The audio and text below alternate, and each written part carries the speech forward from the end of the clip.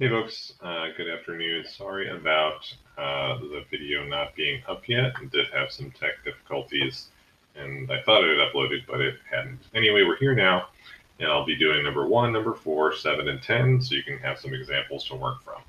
So I'll start with the first one, which is x minus 3 over 30 times x plus 1 plus x minus 2 also over 30 times x plus 1.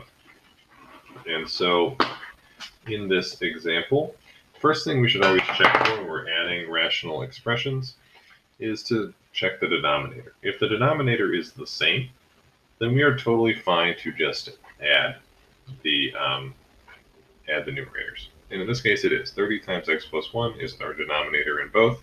So I'm just going to rewrite this as one big fraction with the denominator of 30 times x plus 1. Notice that I've combined the two numerators. The denominator remains the same. Now I'm just going to combine like terms. So I have x and x, that's 2x. Negative 3 and negative 2 is negative 5. And so I end up with 2x minus 5, which is equal to 30 times x plus 1. Next up is number 4.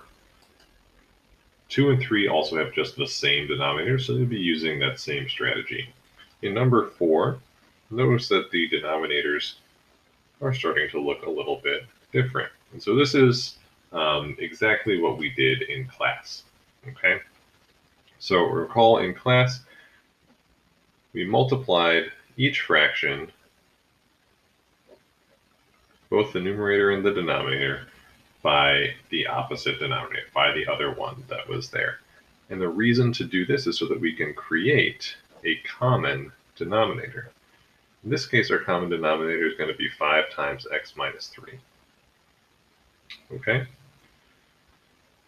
So, notice that we've multiplied 6 over 5 by x minus 3. We've multiplied our second fraction, 5 over x minus 3, times the denominator from the first, 5 over 5. Okay? So that leaves us with 6x minus 3 plus 5 times 5. Again, that is all over 5 times x minus 3. Okay, so I've combined the numerators into a single expression. In the denominator, since those are the same, it's singular now. Okay, next step is to distribute, and that leaves us with 6x minus 18. 5 times 5 is 25. And the final step, again, is to combine like terms. The only like terms we have are negative 18 and 25. So we have 6x plus 7 over 5 times x minus 3. One way to check to see if you've done your work correctly is to look at your denominator and make sure it is just both of the original denominators multiplied by each other. Next, I'll do 7. 7 we didn't quite get to in class, but there is a question very similar to it on the benchmark, so I did want to make sure that we had seen it. So we have 2 over n minus 3 plus 6n over n squared minus 2n minus 3. You may be thinking, wow, this one looks pretty crazy. There's a quadratic in the denominator. What am I going to do with that? Well, like most quadratics that we have seen, a good first step is to factor it. Okay, it's a lot easier to deal with quadratics once they've been factored. So I'm going to just rewrite that first fraction. 6n remains the same. And if I factor this, remember I'm looking for two values, then multiply to give me negative 3 and add up to negative 2. Those values are negative 3 and positive 1. And now we may start to notice something that will make our lives a little bit easier. We notice that in this second fraction, we've got n minus 3 times n plus 1. Over here, we already have an n minus 3. So all we need to do is multiply this second fraction by what's missing, right? N plus 1. And again, we'll do it in both the numerator and the denominator so as not to change the total value of the expression. Again, the whole purpose of doing this is to create a common denominator so we can add them. So we're left up here now with 2 times n plus 1 plus 6n. Our new common denominator, n minus 3 times n plus 1. Distribute 2n plus 2 plus 6n. N minus 3 times n plus 1 down there in the denominator. And combine our like terms. So we have 8n plus 2 over n minus 3 times n plus 1. All right. So again, slightly more complicated than the ones we worked on in class, but if you do that extra step of factoring, you should be able to identify what you need. Finally, we'll do a little bit of review. So we'll do number 10. And number 10 takes us back to working on the quadratic formula, which is what we did at the start of the report period. So we got 4n squared minus 3n plus 6 equals 0. We want to solve this problem. And when we've got a quadratic and it's equal to 0, we can use the quadratic formula.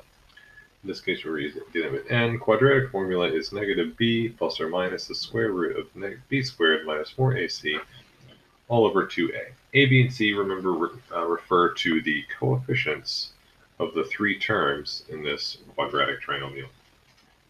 A is equal to 4. It's the squared term coefficient. B is negative 3. And C is 6. You do not need to memorize the quadratic formula. It'll be available to you on formula sheets. Okay.